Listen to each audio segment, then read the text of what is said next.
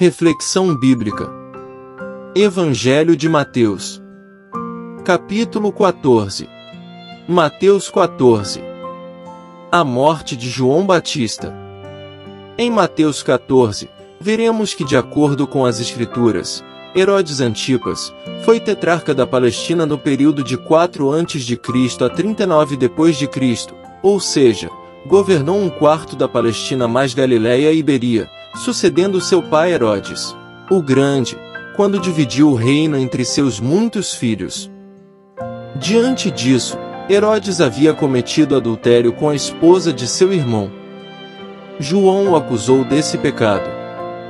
Herodes o respeitava, porém, para satisfazer o capricho da esposa de seu irmão, Herodias, a pedido dela, ele mandou decapitar João Batista.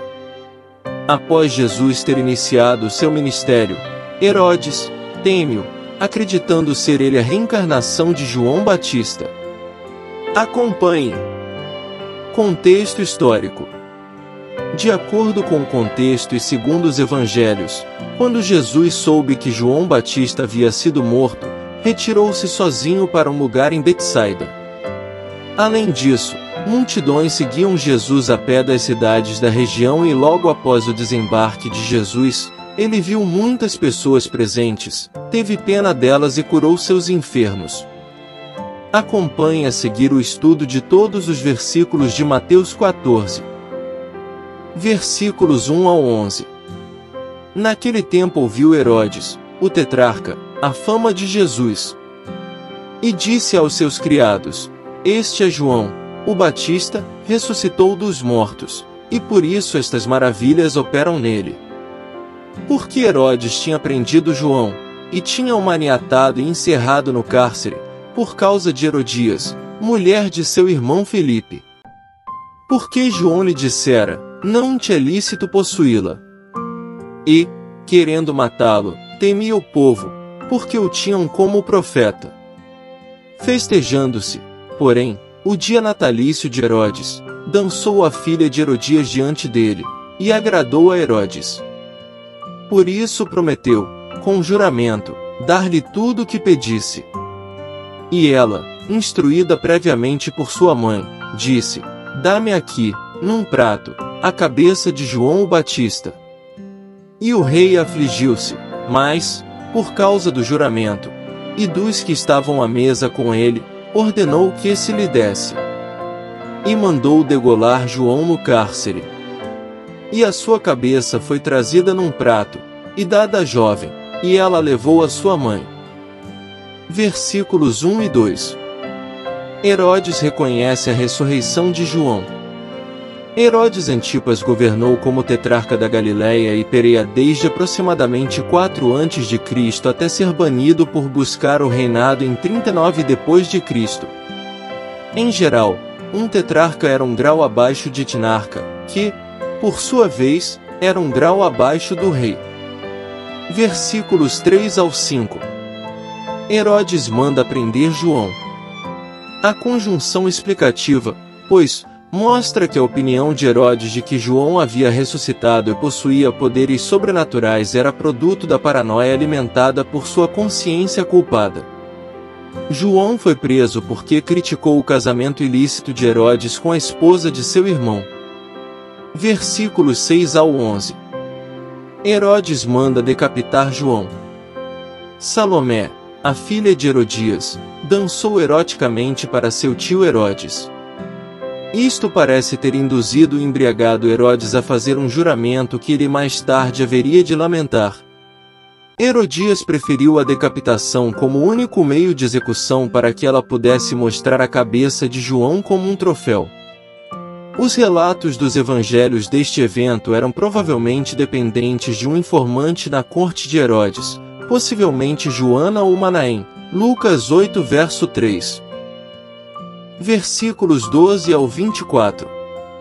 E chegaram os seus discípulos, e levaram o corpo, e o sepultaram, e foram anunciá-lo a Jesus. E Jesus, ouvindo isto, retirou-se dali num barco, para um lugar deserto, apartado, e, sabendo o povo, seguiu-o a pé desde as cidades. E, Jesus, saindo, viu uma grande multidão, e possuído de íntima compaixão para com ela, curou os seus enfermos. E, sendo chegada a tarde, os seus discípulos aproximaram-se dele, dizendo: O lugar é deserto, e a hora é já avançada, despede a multidão, para que vão pelas aldeias, e comprem comida para si. Jesus, porém, lhes disse: Não é mister que vão, dai-lhes vós de comer. Então eles lhe disseram: Não temos aqui senão 5 pães e 2 peixes. E ele disse: Trazei-mos aqui. E, tendo mandado que a multidão se assentasse sobre a erva, tomou os 5 pães e os 2 peixes, e, erguendo os olhos ao céu, os abençoou, e, partindo os pães, deu-os aos discípulos, e os discípulos à multidão. E comeram todos, e saciaram-se, e levantaram dos pedaços, que sobejaram, 12 alcofas cheias. E os que comeram foram quase 5.000 homens, além das mulheres e crianças. E logo ordenou Jesus que os seus discípulos entrassem no barco, e fossem adiante para o outro lado, enquanto despedia a multidão. E, despedida a multidão, subiu ao monte para orar, à parte. E, chegada já a tarde, estava ali só. E o barco estava já no meio do mar, açoitado pelas ondas, porque o vento era contrário. Versículos 12 ao 17. Jesus mais uma vez cura e realiza milagres. Sobre a compaixão de Jesus pela multidão, notem, Mateus 9 versículo 36. Pães e peixes pequenos eram alimentos básicos na Galileia. Os pães eram do tamanho de um pão francês. A descrição feita por João, do peixe, indica que eles eram ou secos ou em salmoura, João 6 verso 9. Ele também identificou os pães como feitos de cevada, o alimento dos pobres. João sugeriu que os pães e os peixes eram pequenos, uma vez que eles eram suficientes apenas para o almoço de um rapaz. Versículos 18 ao 21. Jesus multiplica os pães. Este é mais um dos milagres de Jesus registrado em todos os 4 evangelhos. Este verdadeiro milagre é expresso pelas palavras: todos comeram e se fartaram. Normalmente, uns poucos pães pequenos e alguns peixes divididos entre tanta gente daria apenas um minúsculo bocado para cada pessoa. Contudo, cada pessoa comeu até ficar satisfeita e os discípulos recolheram as sobras em volume maior do que o disponível originalmente.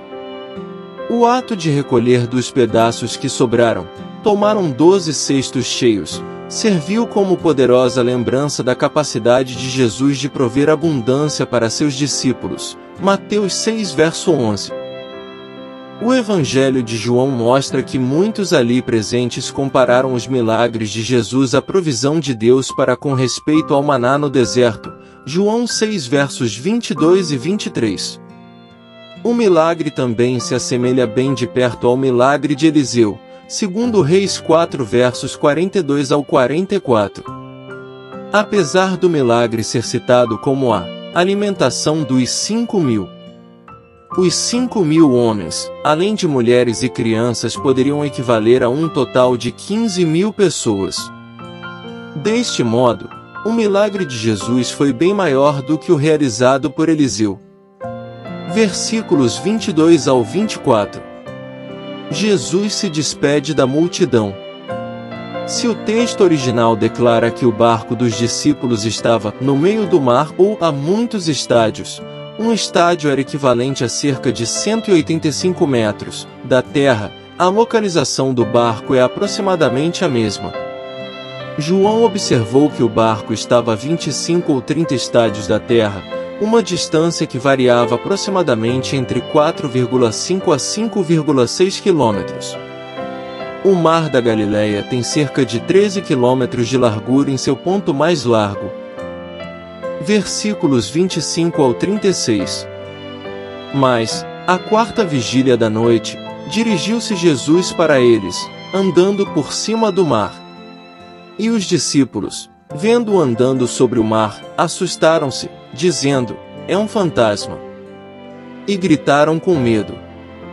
Jesus, porém, lhes falou logo, dizendo: tende bom ânimo, sou eu, não temais. E respondeu-lhe Pedro, e disse: Senhor, se és tu, manda-me ir ter contigo por cima das águas. E ele disse: vem. E Pedro, descendo do barco, andou sobre as águas para ir ter com Jesus. Mas, sentindo o vento forte, teve medo, e, começando a ir para o fundo, clamou, dizendo: Senhor, salva-me.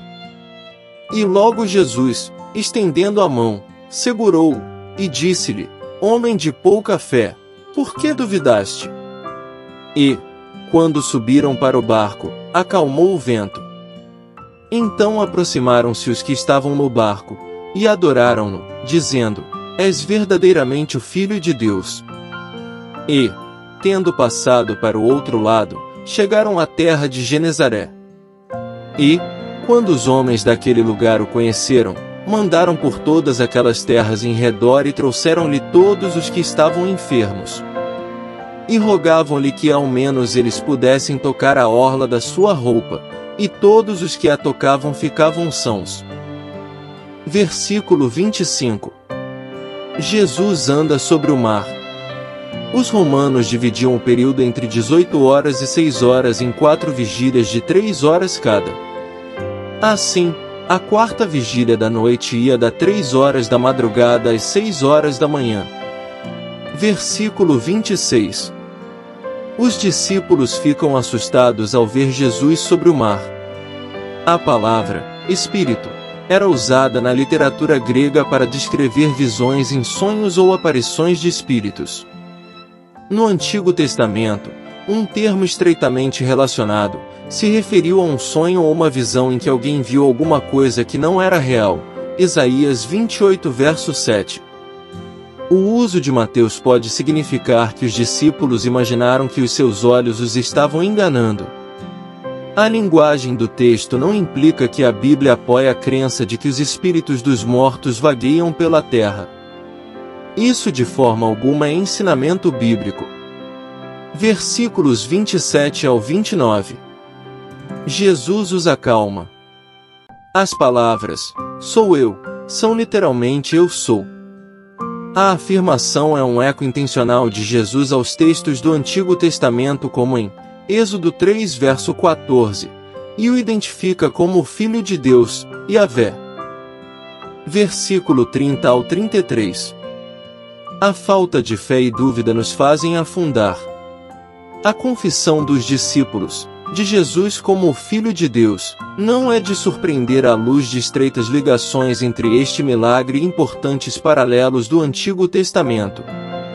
O título, Filho de Deus, frequentemente serve de título messiânico no Novo Testamento, Mateus 3 verso 17, mas aqui ele também implica a divindade de Jesus.